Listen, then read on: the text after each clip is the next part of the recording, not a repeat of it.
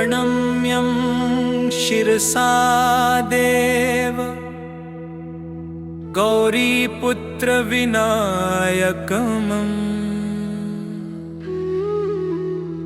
भक्तावासं स्मरे नित्यं मायुः कामार्थसिद्धये।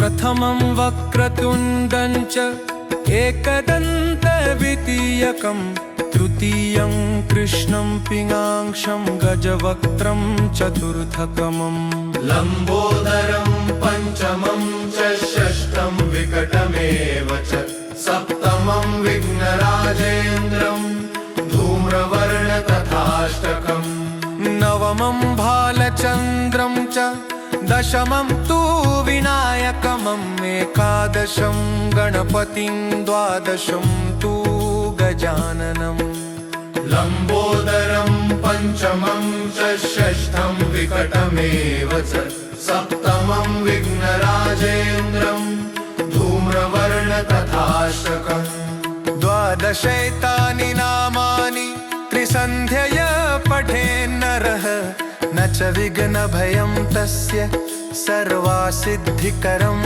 प्रभो।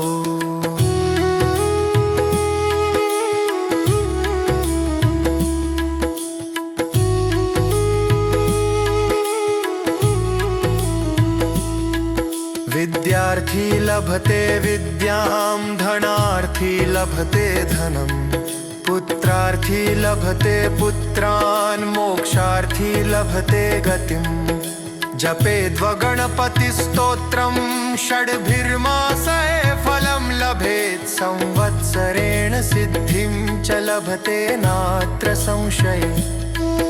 अष्टभ्यो ब्राह्मणेभ्यश्च लिखित्वां य समर्पयेत् तस्य विद्या भवेत् सर्वा गणेशस्य प्रसादतः। इति श्रीनारद